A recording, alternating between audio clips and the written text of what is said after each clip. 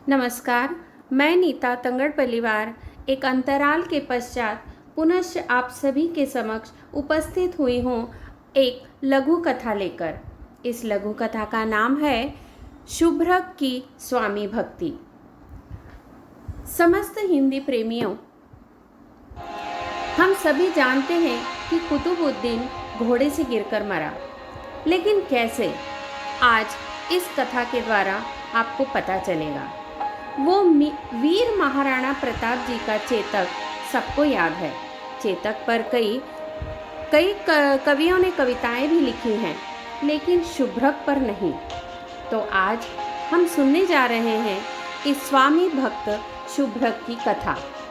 कुतुबुद्दीन ऐबक ने राजपूताना में जमकर कहर बरसाया और उदयपुर के राजकुंवर कर्ण सिंह को बंदी बनाकर लाहौर ले गया। कुंवर का शुभ्रक नामक एक स्वामी भक्त घोड़ा था, जो कुतुबुद्दीन को बेहद पसंद आ गया और वो उसे भी साथ ले गया। एक दिन कैद से भागने के प्रयास में कुंवर शाह को सजाए मौत सुनाई गई और सजा देने के लिए उन्हें जन्नत बाग में लाया गया। यह तय हुआ कि राजकुंवर का सिर काटकर उससे पोलो खेला जाएगा। कुतुबुद्दीन खुद कुंवर शाह के इस घोड़े शुभ्रक पर सवार होकर अपनी खिलाड़ी टोली के साथ जन्नत बाग में आया।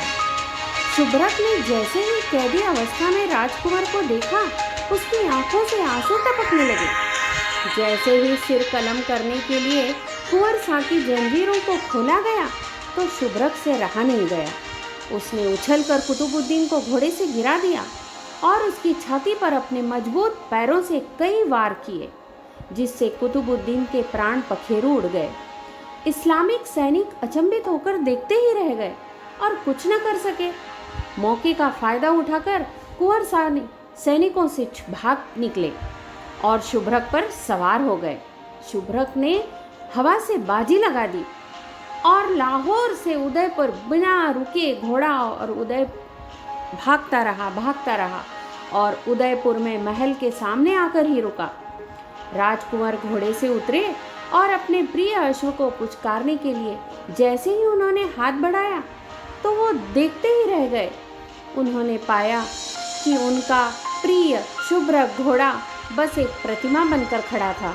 उसमें प्राण नहीं बचे थे। सिर पर हाथ रखते ही शुभ्रक का निष्प्राण शरीर लुढ़क गया और भारत के इतिहास में सदा के लिए अमर हो गया। ये कथा फारसी की कई प्राचीन पुस्तकों में कुतुबुद्दीन की मौत इसी तरह लिखी हुई बताई गई है।